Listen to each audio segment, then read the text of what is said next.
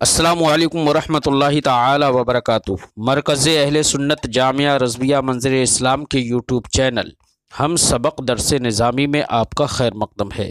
پیارے بچوں، جنہوں نے اب تک ہمارے چینل کو سبسکرائب نہیں کیا ہے وہ ضرور سبسکرائب کر لیں اور بیل آئیکن یعنی گھنٹی بھی بجا دیں تاکہ ہر ویڈیو کی نوٹیفیکیشن اطلاع اپلوڈ کرتے ہی آپ تک پہنچ جائے، اور اپنے ساتھیوں سے بھی شیئر کریں، شیئر کرنا نہ بھولیں تاکہ ان کو بھی فائدہ حاصل کرنے کا موقع ملے، اور بات پسند آئے تو لائک بھی کیا کریں اور اپنے قلبی تأثر کو ضرور کمنٹ کر کے بتائیں۔ بسم اللہ الرحمن الرحیم۔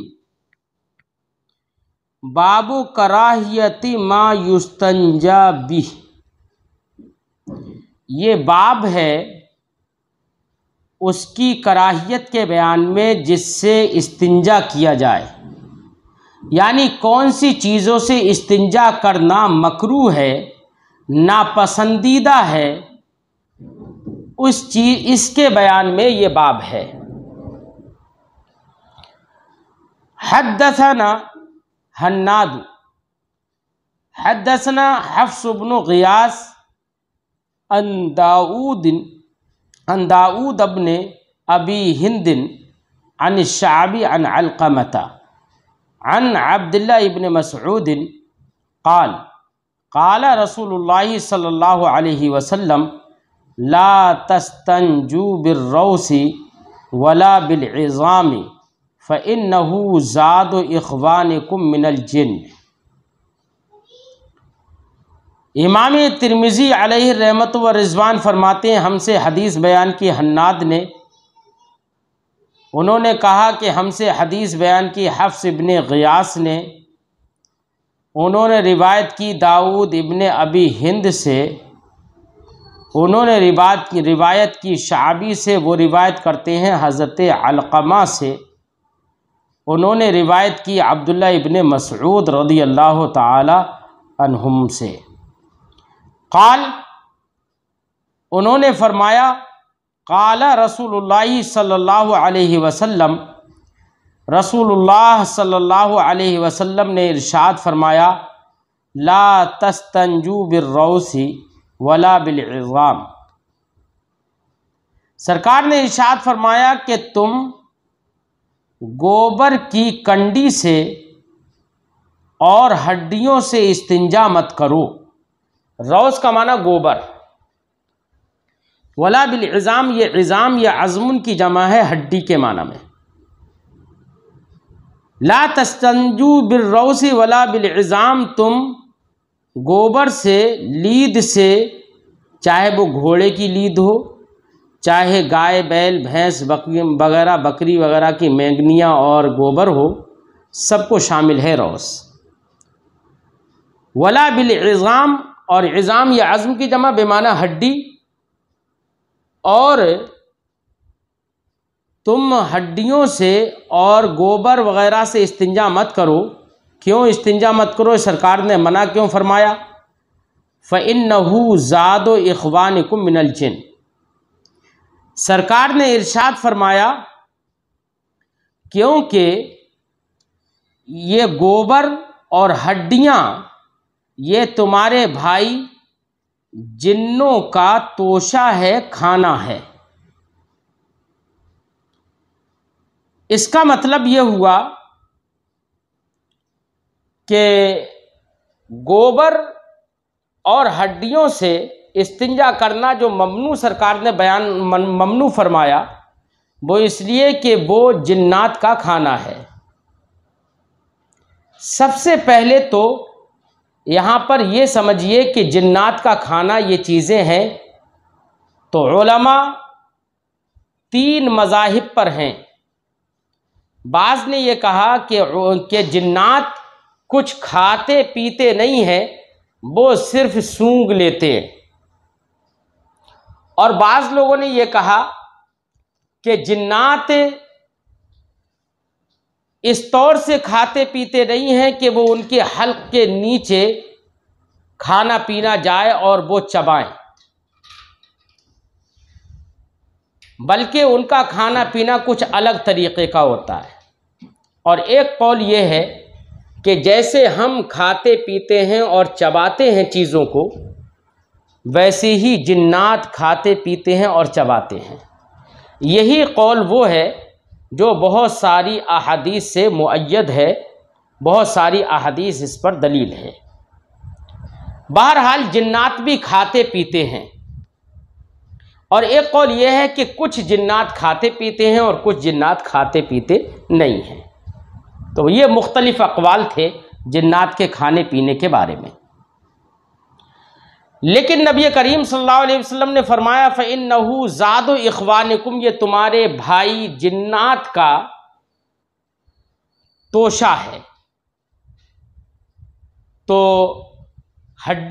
گوبر جو ہے وہ تو ناپاک ہوتا ہے، سب کے نزدیک ناپاک ہے، تو وہ جنات کا کھانا کیسے بن سکتا ہے؟ ناپاک چیز جنات کا کھانا کیسے بن سکتی ہے، جبکہ جنات میں بہت سارے مومن بھی ہیں جیسے کہ انسانوں میں مومن ہے۔ تو ایسے مومن جنات کے لیے ناپاک چیز کھانا کیسے بن سکتی ہے؟ اور ہڈیاں تو نہایت سخت ہوتی ہیں، وہ دوسرے کے لیے کھانا کیسے بن سکتی ہیں؟ یہ سوال پیدا ہوگا۔ اس کا جواب محدثین نے یہ دیا کہ یہاں پر جو سرکار نے ارشاد فرمایا کہ وہ تمہارے بھائی جنات کا کھانا ہے، جبکہ کچھ روایتوں میں یہ بھی موجود ہے کہ تمہارے بھائی جنات کا کھانا جو ہے وہ ہڈیاں ہیں، اور گوبر جو ہے وہ ان کے جانوروں کا کھانا ہے۔ تو اگر جانوروں کا کھانا ہو تو گوبر، اب ایسی صورت میں جو شبہ ہو رہا تھا کہ جنات میں بہت سارے مومنین بھی ہیں، ان کے لیے یہ ناپاک چیز کیسے کھانا بن سکتی ہے؟ تو اب اس کا جواب اس سے ہو جائے گا کہ جس میں یہ فرمایا گیا کہ وہ ان کے جانوروں کا کھانا ہوتا ہے، اس سے جواب ہو جائے گا۔ اور ایک ہمارے محدثین نے ایک جواب یہ بھی دیا ہے کہ براہ راست یہ گوبر رہے اور ہڈی رہے، اس طور پر یہ ان کا کھانا نہیں ہے، بلکہ ان کا کھانا اس طور پر ہے کہ اللہ رب العزت اس گوبر میں کچھ ایسی چیزیں پیدا فرما دیتا ہے جو چیزیں ان کے لیے، یعنی ان کے جانوروں کے لیے غذا بن جاتی ہیں۔ ایسی ہڈی پر اللہ رب العزت جو ہڈیاں ہوتی ہیں ہم ان کو کھا کے پھینک دیتے ہیں، لیکن اللہ رب العزت ان ہڈیوں پر ایسا گوشت چڑھا دیتا ہے جنات کے لیے، جس کہ وہ ہڈیوں کو نہیں کھاتے ہیں بلکہ اس پر چڑھے ہوئے گوشت کو کھاتے ہیں۔ اس معنی کر نبی کریم صلی اللہ علیہ وسلم نے یہ فرمایا کہ وہ تمہارے بھائی جنوں کا کھانا ہے۔ تو اب گوبر اور ہڈیوں سے استنجا کرنے کی جو ممانعت ہے، اس کی علت یہ نہیں ہے کہ وہ گوبر ہے اور ہڈی ہے، بلکہ گوبر اور ہڈی، اگر گوبر سوکھ جائے تو اس سے استنجا کرنا یہ ممنوع تو رہے گا، لیکن استنجا اگر کیا تو ازالہ نجاست اگر ہو گیا تو نجاست کا ازالہ اگر ہو گیا تو پاکی حاصل ہو جائے گی، بشرطے کہ نجاست سے اور تلویث نہ ہو۔ یہی احناف کا مذہب ہے، جبکہ کچھ ائمہ نے یہ بھی فرمایا کہ گوبر اگر سوکھا ہوا ہو، کنڈی اس کی سوکھی ہوئی ہو اور اس سے کسی نے استنجا کیا تو ایسی صورت میں وہ استنجا کی بنا پر طہارت حاصل نہیں ہوگی۔ کچھ لوگوں نے یہ بھی کہہ دیا، انہوں نے یہ کہا کہ ایک حدیث پاک میں ہے کہ سرکار دو عالم صلی اللہ علیہ وسلم کو گوبر کی کنڈی دی گئی تو سرکار نے اس کو پھینک دیا اور فرمایا فَإِنَّهُ رِجْسٌ، کیونکہ یہ نجس ہے۔ ان کی دلیل وہ حدیث ہے۔ تو دیکھیے وہ حدیث رکس ہے، اس حدیث میں یہ تو بیان کیا گیا کہ یہ نجس ہے، لیکن اس حدیث سے یہ کہاں معلوم ہوا کہ یہ مزیل نجاست ہی نہیں ہے؟ سرکار نے اس کا استعمال نہیں فرمایا، ممنوع تو رہے گا، کیونکہ علت جو ہے اس کی وہ یہ ہے کہ جنات بھائیوں کا وہ کھانا ہے، اس لیے ممنوع ہے، سرکار نے استعمال نہیں کیا اس کو۔ لیکن احناف کہتے ہیں کہ ہر وہ چیز جو کہ ازالہ نجاست کر دے تو اس چیز سے استنجا کرنا، استنجا اگر کیا تو طہارت حاصل ہو جائے گی۔ لیکن یہ استنجا کرنے کی صورت میں طہارت تبھی حاصل ہوگی جبکہ نجاست محل نجاست سے، مخرج نجاست سے تجاوز نہ کرے۔ اگر نجاست مخرج نجاست سے تجاوز کر جائے اور آگے ادھر ادھر بڑھ جائے تو اگر 1 درہم کے برابر تجاوز ہوا ہے تو پانی سے دھونا واجب ہے، اور اس سے زیادہ تجاوز ہو گیا ہے تو دھونا فرض ہو جائے گا اس کا۔ پھر صرف ڈھیلا یا پتھر یا کسی بھی چیز سے استنجا کیا، اس سے طہارت کافی نہیں ہوگی، طہارت کا حصول نہیں ہوگا۔ یہ طہارت کا حصول ہوگا تبھی جب کہ مخرج سے نجاست تجاوز نہ کرے، اس صورت میں ہے یہ۔ تو ہم نے یہاں پر چند باتیں بتائیں۔ ایک تو یہ کہ گوبر سے اور ہڈیوں سے استنجا کرنے کی ممانعت کیوں ہے، تو وہ ممانعت اس وجہ سے ہے کہ وہ جنات کا کھانا ہے۔ اس پر ایک شبہ ہو رہا تھا کہ جنات کا کھانا گوبر کیسے ہو سکتا ہے، تو اس کا ہم نے جواب دیا کہ بعض روایتوں میں یہ بھی ہے کہ وہ ان کے جانوروں کا کھانا ہے اور ہڈیاں جو ہے وہ جنات کا کھانا ہے۔ پھر اس پر ایک شبہ یہ ہو رہا تھا کہ یہ گوبر رہے اور ہڈی رہے تو اس میں تو کھانے کی کوئی چیز ایسی ہوتی نہیں ہے، تو پھر وہ کیسا کھانا بن گئے؟ تو اس کا جواب ہم نے دیا کہ اللہ رب العزت اس پر گوشت چڑھا دیتا ہے اور گوبر میں کچھ ایسی چیزیں پیدا کر دیتا ہے جس سے ان کے جانوروں کو غذائیت حاصل ہو جاتی ہے۔ بہرحال اس حدیث پاک سے یہ معلوم ہوا کہ گوبر اور ہڈی سے استنجا کرنا ممنوع ہے کیونکہ وہ جنات کا کھانا ہے۔ اور بعض محدثین نے، اس سے پہلے بھی ہم اس پر تفصیلی گفتگو کر چکے ہیں، بعض محدثین نے یہ بھی کہا کہ ہڈی سے استنجا کرنا اس لیے بھی ممنوع ہے کہ ہڈی نوکیلی ہوتی ہے تو ایذا کا اندیشہ ہے، اس لیے بھی ممنوع ہے۔ امام ترمذی علیہ رحمت و رضوان آگے فرماتے ہیں کہ اس باب میں جو ہم نے روایت ذکر کی ہے وہ عبداللہ ابن مسعود کی روایت ہے، اور اس باب میں حضرت ابو ہریرہ سے بھی روایت مروی ہے، حضرت سلمان سے بھی روایت مروی ہے، حضرت جابر سے بھی اور حضرت عبداللہ ابن عمر سے بھی روایت مروی ہے۔ یہاں پر ایک بات اور میں ذکر کر دوں کہ نبی کریم صلی اللہ علیہ وسلم نے فرمایا کہ گوبر سے اور ہڈیوں سے استنجا مت کرو، تو استنجا کرنا ممنوع ہے۔ امام ترمذی علیہ رحمت و رضوان نے باب باندھا، باب کراہیت ما یستنجا بھی، ان چیزوں کے مکروہ ہونے کا بیان جن سے استنجا کیا جائے، یعنی کن چیزوں سے استنجا کرنا مکروہ ہے، ممنوع ہے، ان کا بیان۔ تو اس کے تحت جو حدیث ذکر کی اس میں صرف 2 چیزوں کا ذکر ہوا، روث اور عظام کا۔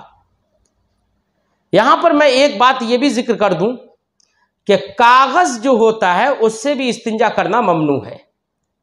کبھی کبھی کچھ چیزوں سے استنجا کرنا ممنوع اس لیے ہے کہ اس میں نجاست ہوتی ہے، جیسے کہ گوبر وغیرہ۔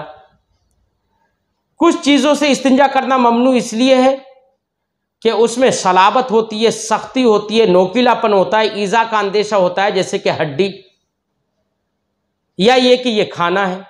اور کچھ چیزوں سے استنجا کرنا ممنوع اس لیے بھی ہوتا ہے کہ وہ چیزیں لائق احترام ہوتی ہیں، جیسے کہ کاغذ یہ لائق احترام ہے، لائق کتابت اگر ہے تو اس سے استنجا کرنا ممنوع ہے۔ کیوں استنجا کرنا ممنوع ہے؟ استنجا کرنا ممنوع اس لیے ہے کہ اس میں باعظمت کاغذ جو ہے وہ باعظمت ہے، کتابت کے لیے اس کی وضع ہوئی ہے، اور وہ پتلا بھی ہے، چکنا بھی ہے، قیمتی بھی ہے، تو اس لیے اس سے استنجا کرنا ممنوع ہے۔ علامہ ابن عابدین شامی علیہ رحمت و رضوان نے رد المحتار میں کاغذ سے استنجا کرنے کے لیے 3 شرطوں کا ذکر کیا کہ 3 اگر شرطیں پائی جاتی ہیں تو کاغذ سے استنجا کرنا ممنوع ہوگا۔ کون کون سی 3 شرطیں ذکر کی؟ ان میں تو ایک شرط تو یہ ذکر کی کہ وہ چکنا ہو، یعنی وہ لائق کتابت ہو، لکھنے کے لائق ہو۔ دوسری شرط یہ انہوں نے بیان فرمائی کہ وہ قیمتی ہو، متقوم ہو۔ اور تیسری شرط انہوں نے یہ ذکر فرمائی کہ وہ کاغذ لکھنے کے لائق بھی ہو۔ یہ 3 شرطیں اگر کسی کاغذ میں پائی جائیں گی تب تو استنجا کرنا اس سے ممنوع ہوگا، اور اگر یہ شرطوں میں سے کوئی بھی شرط مفقود ہو گئی تو ایسی صورت میں کاغذ سے استنجا کرنا ممنوع نہیں ہوگا۔ لہذا ٹوائلٹ پیپر جو ہوتا ہے اس کا استعمال کرنا جائز ہے یا نہیں ہے، یہ مسئلہ اس سے حل ہو جاتا ہے۔ ٹوائلٹ پیپر یا ٹشو جسے کہیں، اس سے استنجا کرنا یہ جائز ہوگا یا نہیں، یا ممنوع ہوگا؟ تو یاد رہے ٹوائلٹ پیپر جو ہوتا ہے یا ٹشو پیپر جو ہوتا ہے تو اس کو کھردرا پن اس کے اندر ہوتا ہے تاکہ وہ نجاست کو جذب کر سکے، اس طور سے اس کو بنایا جاتا ہے۔ اس کا مطلب یہ ہے کہ اس کے اندر چکناہٹ اور پتلا پن نہیں ہوتا ہے کہ جس کی وجہ سے وہ لائق کتابت بنے۔ تو فیکٹری اس کو بناتی ہی اسی مقصد سے ہے، اس لیے اس کو کھردرا بناتی ہے تاکہ اس کے اندر جاذبیت کی قوت رہے۔ تو پہلی شرط اس میں مفقود۔ دوسری شرط یہ تھی کہ وہ متقوم بھی ہو، یعنی قیمتی بھی ہو۔ ظاہر بات ہے کہ ٹشو جو ہوتا ہے وہ اتنا زیادہ قیمتی بھی نہیں ہوتا ہے، بلکہ چند روپیوں میں سے سینکڑوں کی تعداد میں ملتا ہے وہ، تو اس لیے وہ قیمتی بھی ایسا نہیں ہے۔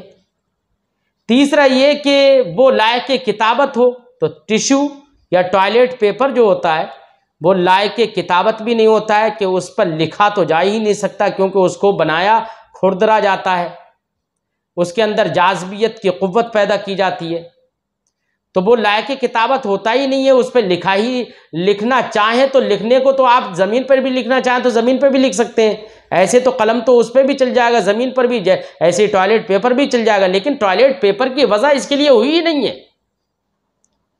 جب وضع اس کے لیے نہیں ہوئی ہے تو جو علامہ ابن عابدین شامی علیہ رحمت و رضوان نے رد المحتار میں ذکر کیا، جو شرطیں ذکر کی ہیں تو وہ شرطیں مفقود ہیں ٹوائلٹ پیپر میں۔ جب ٹوائلٹ پیپر میں وہ شرطیں مفقود ہیں تو اب ایسی صورت میں ٹوائلٹ پیپر سے استنجا کرنے کی ممانعت کسی صورت میں نظر نہیں آتی، لہذا ٹوائلٹ پیپر سے استنجا کرنا ممنوع نہیں ہوگا۔ اب کوئی یہ کہے نہیں، کاغذ کی تو وضع ہی اسی لیے ہوئی ہے کہ اس پر لکھا جائے، لکھا جاتا ہے کاغذ پر، اس لیے ہر قسم کے کاغذ پر، اگرچہ ہر قسم کے کاغذ پر نہیں لکھا جاتا ہے لیکن کاغذ پر تو لکھا جاتا ہے، اس لیے ہر قسم کے کاغذ سے استنجا کرنا ممنوع ہوگا۔ کوئی یہ کہے تو ہم اس سے کہیں گے کہ ایسے تو ہمارے بزرگوں نے پیڑ کے پتوں پر بھی لکھا ہے، ہمارے بزرگوں نے جگہ جگہ پر کہیں کہیں زمین پر بھی لکھا ہے، تو ایسے تو لکھا ہے تو لکھنے سے تو یہ لازم نہیں آتا ہے کہ پیڑ کے پتے کی وضع لکھنے کے لیے ہوئی ہے، اس لیے کیا پتے وغیرہ سے بھی استنجا کرنا ممنوع ہو جائے گا؟ کیا نہیں ممنوع ہوگا۔ اس لیے جو لوگ یہ کہیں کہ ممنوع ہے ٹوائلٹ پیپر سے استنجا کرنا، وہ سمجھ میں نہیں آتا ہے۔ بہرحال ہمارے ذہن میں جو بات آئی وہ ہم نے آپ کے سامنے رکھ دی ہے۔ تو اسی کو امام ترمذی علیہ رحمت و رضوان نے باب باندھا کہ ان چیزوں کی کراہیت کا بیان جس سے استنجا کرنا ممنوع ہے اور ناپسند ہے۔ امام ترمذی نے فرمایا عن عبداللہ ابن عمر کہ اس باب میں حضرت امام ترمذی فرماتے ہیں وفی حاضل فی الباب عن ابی ہریرہ، اس باب میں ابو ہریرہ سے بھی روایت ہے و سلمان اور سلمان سے بھی روایت ہے، و جابر اور جابر سے بھی روایت ہے، اور ابن عمر اور حضرت عبداللہ ابن عمر سے بھی روایت ہے۔ قال ابو عیسیٰ، حضرت ابو عیسیٰ امام ترمذی علیہ رحمۃ و رضوان فرماتے ہیں وقد روا هذا الحدیث اسماعیل ابن ابراہیم وغیرہ عن داؤد ابن ابی ہند، اسی حدیث کی روایت اسماعیل ابن ابراہیم اور ان کے علاوہ دیگر وغیرہ اور ان کے علاوہ دیگر لوگوں نے اسی حدیث کی روایت کی ہے داؤد ابن ابی ہند سے، اور داؤد ابن ابی ہند نے روایت کیا عن الشعبی، اور انہوں نے روایت کیا عن علقمہ عن عبداللہ۔ اب اوپر کی سند دیکھیے آپ، جس کو امام بخاری نے یہاں پر باب کے تحت پیش کیا تھا، اس میں کیا تھا؟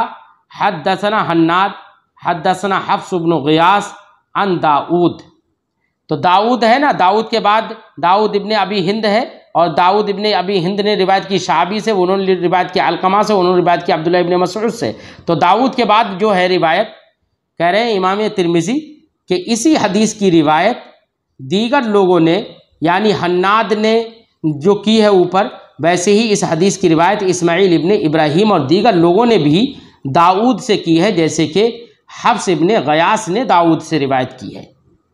تو اس امام ترمذی کے بتانے کا مقصد یہ ہے کہ یہی حدیث متعدد طرق سے مروی ہے۔ فرماتے ہیں انہو کان مع النبی صلی اللہ علیہ وسلم لیلۃ الجن الحدیث بطولی، اسی حدیث کی روایت امام اسماعیل ابن ابراہیم اور ان کے علاوہ دوسرے لوگوں نے داؤد ابن ابی ہند سے روایت کی ہے، انہوں نے بطریق شعبی، اور انہوں نے بطریق علقمہ، انہوں نے بطریق عبداللہ روایت کی ہے۔ انہو کان، کہ حضرت عبداللہ ابن مسعود رضی اللہ تعالی عنہ مع النبی صلی اللہ علیہ وسلم، نبی کریم صلی اللہ علیہ وسلم کے ساتھ میں تھے، لیلۃ الجن، لیلۃ الجن میں، شب جن میں، الحدیث بطولی، پوری لمبی حدیث۔ پھر آگے کیا مطلب ہے یہ لیلۃ الجن کیا ہے؟ اور حضرت عبداللہ ابن مسعود رضی اللہ تعالی عنہ نبی کریم صلی اللہ علیہ وسلم کے ساتھ میں تھے لیلۃ الجن میں۔ اصل میں پوری حدیث یہ ہے، ایک روایت یہ ہے کہ نبی کریم صلی اللہ علیہ وسلم ایک مرتبہ بیان فرما رہے تھے، اور سرکار دو عالم صلی اللہ علیہ وسلم اچانک نکلے اس بیان کی مجلس سے، اور حضرت عبداللہ ابن مسعود رضی اللہ تعالی عنہ فرماتے ہیں کہ مجھ سے فرمایا کہ تم میرے ساتھ آؤ، اگر تم میرے ساتھ آؤ، تو حضرت عبداللہ ابن مسعود کو سرکار نے بلایا، تو حضرت عبداللہ ابن مسعود سرکار کے پیچھے پیچھے چلتے رہے، پیچھے پیچھے چلتے رہے، یہاں تک کہ آبادی سے باہر ایک پہاڑ کے قریب پہنچ گئے سرکار دو عالم صلی اللہ علیہ وسلم۔ اور سرکار دو عالم صلی اللہ علیہ وسلم، اور رات کا ماحول تھا، رات تھی، تو سرکار دو عالم صلی اللہ علیہ وسلم نے جا کر ایک جگہ پر جب رکے، تو حضرت عبداللہ ابن مسعود رضی اللہ تعالیٰ عنہ سے فرمایا، ایک نشان کھینچا، ایک خط کھینچا، اس خط کھینچ کر فرمایا جب تک میں تمہارے پاس واپس نہ آ جاؤں اس وقت تک تم یہاں پر کھڑے رہنا۔ حضرت عبداللہ ابن مسعود رضی اللہ تعالیٰ عنہ وہیں پر کھڑے ہو گئے۔ اب سرکار دو عالم صلی اللہ علیہ وسلم آگے بڑھے، اور حضرت عبداللہ ابن مسعود فرماتے ہیں کہ میں نے دیکھا سرکار دو عالم صلی اللہ علیہ وسلم جدھر تشریف لے گئے وہاں پر جنات کا ایک ازدحام تھا، بہت سارے جنات جمع تھے۔ دو لوگوں نے نبی کریم صلی اللہ علیہ وسلم سے شکایت بیان کی۔ سرکار دو عالم صلی اللہ علیہ وسلم کی بارگاہ میں دو لوگ اپنا فیصلہ لے کر آئے، تو نبی کریم صلی اللہ علیہ وسلم نے پوری رات ان لوگوں کے درمیان صلح کرائی اور ان کا فیصلہ فرمایا۔ پھر جب فجر کا وقت ہوا تو سرکار لوٹ کر تشریف لائے۔ جب تشریف لائے تو سرکار نے ارشاد فرمایا، اے عبداللہ ابن مسعود، اے عبداللہ تم ابھی تک کھڑے ہو؟ تو انہوں نے عرض کیا، رسول اللہ آپ نے فرمایا تھا کہ جب تک میں لوٹ کر نہ آؤں اس وقت تک تم اس خط سے ادھر ادھر مت ہونا، یہیں پر کھڑے رہنا، اس لیے میں یا رسول اللہ کھڑا ہوں۔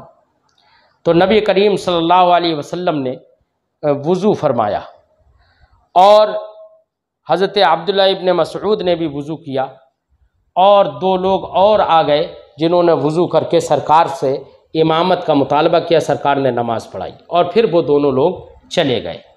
حضرت عبداللہ ابن مسعود نے فرمایا، عرض کی یا رسول اللہ یہ دو لوگ کون تھے؟ تو سرکار نے فرمایا کہ یہ دو جن تھے جنہوں نے اپنا مقدمہ، اپنا معاملہ میرے پاس پیش کیا تھا، انہی کے معاملے کو میں نے رات میں حل کیا ہے۔ یہ مفہوم تھا لیلۃ الجن کی جو حدیث ہے، اس حدیث کا یہ مفہوم تھا۔ اب یہ لیلۃ الجن کی حدیث کی طرف امام ترمذی نے یہاں پر اشارہ تو فرما دیا، جس کا ہم نے خلاصہ بیان کر دیا۔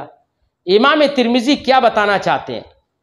امام ترمذی علیہ الرحمۃ والرضوان یہ بتانا چاہتے ہیں یہاں پر یہ روایت ذکر کر کے کہ حضرت عبداللہ ابن مسعود رضی اللہ تعالی عنہ سے یہ روایت یہاں پر یہ ذکر کی کہ انہوں نے فرمایا کہ وہ نبی کریم صلی اللہ علیہ وسلم کے ساتھ میں تھے لیلۃ الجن میں، لیلۃ الجن میں سرکار دو عالم صلی اللہ علیہ وسلم کے ساتھ میں تھے۔ تو اسی لیلۃ الجن میں ہی سرکار دو عالم صلی اللہ علیہ وسلم نے یہ بھی فرمایا کہ تم ہڈیوں سے اور گوبر سے استنجا مت کیا کرو، کیونکہ وہ تمہارے جن بھائیوں کا کھانا ہے، یہ سرکار نے فرمایا۔ تو یہ بتانا مقصد ہے کہ حضرت عبداللہ ابن مسعود لیلۃ الجن میں سرکار کے ساتھ موجود تھے، ان کی موجودگی کو بتانا ہے۔ جبکہ کچھ لوگوں نے یہ بھی ذکر کیا ہے کہ لیلۃ الجن میں حضرت عبداللہ ابن مسعود رضی اللہ تعالیٰ عنہ سرکار کے ساتھ موجود نہیں تھے، اور انہوں نے ایک دوسری روایت نقل کی جس روایت میں یہ ہے کہ حضرت عبداللہ ابن مسعود سے ہی خود پوچھا گیا کہ کیا آپ لیلۃ الجن میں سرکار کے ساتھ موجود تھے؟ تو انہوں نے کہا نہیں، میں سرکار کے ساتھ لیلۃ الجن میں موجود نہیں تھا۔ تو اس روایت کی بنا پر کچھ ائمہ حدیث نے یہ بھی فرمایا کہ حضرت عبداللہ ابن مسعود لیلۃ الجن میں سرکار کے ساتھ موجود نہیں تھے۔ تو امام ترمذی نے یہاں پر یہ روایت ذکر کر کے یہ بتانا چاہا ہے کہ حضرت عبداللہ ابن مسعود رضی اللہ تعالی عنہ کا لیلۃ الجن میں سرکار کے ساتھ موجود ہونا یہی راجح ہے۔ اچھا، دو طرح کی روایتیں ہو گئیں۔ ایک روایت میں یہ کہ انہوں نے فرمایا میں موجود نہیں تھا، اس میں یہ ہے کہ میں موجود تھا۔ تو دونوں طرح کی روایتوں میں تطبیق بھی تو ممکن ہے۔ یہ بھی تو ہو سکتا ہے اس روایت میں یہ کہ سرکار دو عالم صلی اللہ علیہ وسلم کے ساتھ لیلۃ الجن میں موجود تھا۔ میں نے پورا بتایا کہ سرکار نے جا کر ایک جگہ پر نشان لگایا اور فرمایا کہ تم یہاں سے آگے پیچھے مت ہٹنا، یہیں پر کھڑے رہنا، اور پھر سرکار آگے بڑھ گئے۔ تو حضرت عبداللہ ابن مسعود تو وہیں پر رہ گئے۔ تو یہ بھی تو ممکن ہے کہ جس روایت میں یہ ہے کہ میں حضرت نبی کریم صلی اللہ علیہ وسلم کے ساتھ حضرت عبداللہ ابن مسعود تھے لیلۃ الجن میں، تو اس سے مراد یہ ہو کہ جہاں پر خط کھینچا تھا وہاں تک موجود تھے۔ اور جس روایت میں یہ ہے کہ لیلۃ الجن میں سرکار کے ساتھ نہیں تھے، اس سے مراد وہ ہو کہ جب سرکار خط کھینچ کر آگے بڑھ گئے تھے اور جنات کے بیچ چلے گئے، تو وہاں پر حضرت عبداللہ ابن مسعود ان کے ساتھ میں نہیں تھے، تو اس روایت سے وہ مراد ہو، اس لیے تطبیق کی بھی صورت ہے موجود۔ بہرحال یہ اختلاف تھا جس کو میں نے آپ کے سامنے پیش کر دیا۔ فرماتے ہیں وقد روا هذا الحدیث اسماعیل ابن ابراہیم، حضرت ابو عیسیٰ امام ترمذی فرماتے ہیں کہ اس حدیث کی روایت اسماعیل ابن ابراہیم اور ان کے علاوہ دیگر حضرات نے بھی داؤد ابن ابی ہند عن الشعبی عن علقمہ عن عبداللہ کی ہے انہو کان مع النبی صلی اللہ علیہ وسلم کے حضرت عبداللہ ابن مسعود رضی اللہ تعالی عنہ نبی کریم صلی اللہ علیہ وسلم کے ساتھ میں تھے لیلۃ الجن، جن کی شب میں۔ الحدیث بطولی، پورے درازگی کے ساتھ پوری لمبی حدیث۔ فقال شعبی، تو حضرت امام شعبی رضی اللہ تعالی عنہ نے فرمایا ان رسول اللہ صلی اللہ علیہ وسلم قال، کہ رسول اللہ صلی اللہ علیہ وسلم نے ارشاد فرمایا لا تستنجو بالروث ولا بالعظام، تم گوبر سے اور ہڈیوں سے استنجا مت کرو، فإنہ زاد اخوانکم من الجن، کیونکہ وہ تمہارے جن بھائیوں کا کھانا ہے۔ کھانے کے بارے میں ہم گفتگو کر چکے ہیں۔ وَقَانَ روایت اسماعیل اصح من روایت حفص بن غیاث، فرماتے ہیں امام ترمذی کہ اسماعیل کی جو روایت ہے وہ حفص بن غیاث کی روایت سے زیادہ صحیح ہے۔ حفص بن غیاث کی روایت سے زیادہ صحیح ہے۔ اس کا مطلب کیا ہے؟ اس کا مطلب یہ ہے کہ امام ترمذی علیہ الرحمت والرضوان نے اوپر جو حدیث ذکر کی ہے وہ حفص بن غیاث کی روایت سے ذکر کی ہے، اور فرماتے ہیں کہ اسماعیل کی روایت ان کی روایت سے زیادہ صحیح ہے۔ تو جو زیادہ صحیح ہے امام ترمذی نے یہاں پر وہ روایت بھی پیش کر دی، اور آگے فرمایا والعمل علی ھذا الحدیث عند اہل العلم، اس حدیث پر عمل ہے اہل علم کے نزدیک، یعنی گوبر سے اور ہڈیوں سے استنجا کرنا اہل علم اور با علم لوگ ائمہ کرام جو ہیں وہ مکروہ جانتے ہیں، ممنوع جانتے ہیں۔ امام ترمذی فرماتے ہیں وہ فی الباب عن جابر و ابن عمر، اس باب میں روایت حضرت جابر سے بھی ہے اور حضرت عبداللہ ابن عمر سے بھی روایت اس باب میں ہے۔ باب الاستنجاء بالماء، یہ باب ہے پانی سے استنجا کرنے کے بیان میں۔ ظاہر بات ہے کہ پانی سے استنجا کرنا یہ اچھا ہے، زیادہ تطہیر میں بلکہ مبالغہ ہے، بلکہ اس سے زیادہ پاکی حاصل ہوتی ہے بمقابل ڈھیلا پتھر اور دیگر چیزوں کے بنسبت۔ دوسری چیزوں سے جیسے کہ پانی کے علاوہ ڈھیلا پتھر وغیرہ ہیں، ان کے ذریعے سے استنجا کرنا اس صورت میں درست ہے جبکہ نجاست مخرج سے تجاوز نہ کرے۔ اگر نجاست مخرج سے تجاوز کر گئی تو ایسی صورت میں ان سے استنجا کرنا درست نہیں رہے گا، بلکہ پانی کا استعمال کرنا ہی لازم ہوگا۔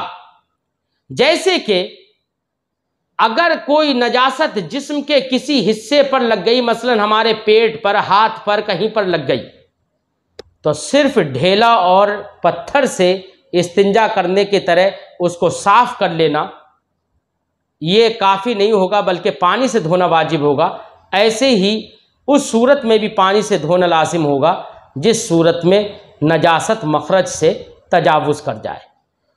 تو استنجا کرنا پتھر وغیرہ سے اس وقت درست ہے جبکہ نجاست مخرج سے تجاوز نہ کرے، اور پانی سے استنجا کرنا ہر صورت میں بہتر ہے۔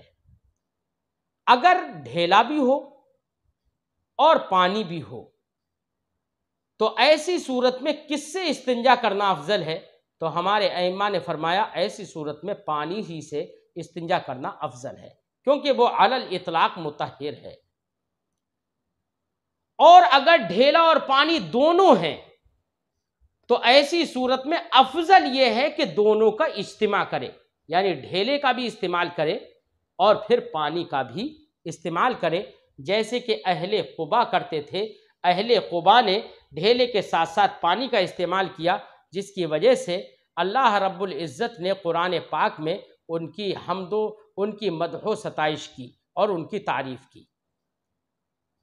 آیت کریمہ ان کے بارے میں نازل فرما دی، جیسے کہ ہم اس سے پہلے بیان کر چکے ہیں۔ تو بہرحال پانی سے استنجا کرنا یہ افضل ہے ہر صورت میں، یہی تمام ائمہ کا قول ہے۔ فرماتے ہیں باب الاستنجاء بالماء، یا یہ کہہ لو باب نکرہ نہ پڑھ کے اس کی اضافت کر لو اور کہو باب الاستنجاء بالماء، پانی سے استنجا کرنے کا بیان۔ حدثنا قتیبۃ و محمد بن عبد الملک بن ابی شوارب، ہم سے حدیث بیان کی قتیبہ نے اور محمد بن عبد الملک بن ابی شوارب نے، قال انہوں نے کہا حدثنا ابو عوانہ، ہم سے حدیث بیان کی ابو عوانہ نے، عن قتادہ، انہوں نے روایت کی حضرت قتادہ سے، وہ روایت کرتے ہیں عن معاذہ، حضرت معاذہ سے وہ روایت کرتے ہیں عن عائشہ، حضرت عائشہ صدیقہ رضی اللہ تعالی عنہا سے۔ قالت، حضرت عائشہ صدیقہ رضی اللہ تعالی عنہا نے فرمایا مرنا ازواجکن ان یستطیبوا بالماء، کہ اے عورتوں تم اپنے شوہروں کو حکم دو۔ حکم دینے کا مطلب یہ نہیں ہے کہ وہ علی سبیل التعلی اور علی سبیل الاستعلاء ان سے کہیں گی، مطلب یہ کہ ان کو اس بات کا مشورہ دو کہ وہ پانی سے صفائی کیا کرے۔ عن عائشہ، حضرت عائشہ نے فرمایا کہ مرنا ازواجکننا، اے عورتوں، مرنا یہ مر سے جمع مؤنث حاضر کا صیغہ ہے فعل امر، مرنا ازواجکننا، تم اپنے شوہروں سے کہو ان یستطیبوا بالماء، کہ وہ پانی سے پاکیزگی طلب کریں، یعنی پانی سے استنجا کیا کریں، صفائی ستھرائی کیا کریں۔ یہ عورتوں سے کیوں کہا؟ تو فرمایا فإنی استحییہم، کیونکہ مجھے براہ راست مردوں کو یہ حکم دیتے ہوئے، مردوں سے یہ کہتے ہوئے مجھے حیا آتی ہے، اس لیے تم عورتوں اپنے شوہروں سے جا کر کہو۔ یہ حضرت عائشہ صدیقہ رضی اللہ تعالی عنہا نے فرمایا۔ اب اس کے بعد اپنی بات کو مؤید کرنے کے لیے کہ میں یہ اپنی طرف سے نہیں کہہ رہی ہوں، بلکہ رسول اللہ صلی اللہ علیہ وسلم نے فرمایا، رسول اللہ صلی اللہ علیہ وسلم ایسا کرتے تھے، تو اس لیے میں نے تم کو حکم دیا کہ تم بھی اپنے شوہروں سے ایسا کہو۔ فرمایا فإن رسول اللہ صلی اللہ علیہ وسلم کان یفعلہ، کیونکہ رسول اللہ صلی اللہ علیہ وسلم پانی سے استنجا فرماتے تھے۔ تو حدیث پاک سے سمجھ میں آیا کہ پانی سے استنجا کرنا یہ افضل ہے۔ وفی الباب عن جریر بن عبداللہ البجلی، امام ترمذی فرماتے ہیں اس باب میں جریر بن عبداللہ بجلی سے بھی روایت ہے، انس اور حضرت انس اور حضرت ابو ہریرہ سے بھی روایت ہے۔ قال، انہوں نے فرمایا، فرماتے ہیں قال ابو عیسیٰ فرماتے ہیں، یعنی امام ترمذی فرماتے ہیں ھذا حدیث حسن صحیح، حضرت عائشہ صدیقہ رضی اللہ تعالی عنہا کی جو حدیث ہے وہ حدیث حسن صحیح ہے، یعنی کسی روایت سے وہ حدیث حسن ہے، جبکہ کسی اور طریق سے وہ حدیث صحیح ہے۔ وعلیہ العمل عند اہل العلم، اور اس حدیث پر عمل ہے اہل علم کے نزدیک۔ یختارون الاستنجاء بالماء، اہل علم استنجا بالماء کو پسند فرماتے ہیں۔ وَإِنْ كَانَ الْإِسْتِنْجَاءُ بِالْحِجَارَةِ يُجْزِئُ عِنْدَهُمْ، اگرچہ پتھروں سے استنجا کرنا ان کے نزدیک کافی ہو جاتا ہے، لیکن استنجا بالماء پھر بھی اس کو پسند کرتے ہیں، اس کو افضل قرار دیتے ہیں۔ فَإِنَّهُمْ اسْتَحَبُّوا الْإِسْتِنْجَاءَ بِالْمَاءِ، کیونکہ اہل علم نے استنجا بالماء کو مستحب قرار دیا۔ وَرَأَوْهُ أَفْضَلَ، اور علماء نے استنجا بالماء کو افضل قرار دیا، افضل جانا۔ وَبِهِ يَقُولُ سفیان الثوری، اسی افضلیت کے قائل ہیں حضرت سفیان ثوری، ابن مبارک، امام شافعی، امام احمد ابن حنبل اور امام اسحاق، یہ تمام حضرات بھی پانی سے استنجا کرنے کے افضلیت کے قائل ہیں۔ آج کی گفتگو ہم یہیں پر ختم کرتے ہیں۔ السلام علیکم ورحمۃ اللہ۔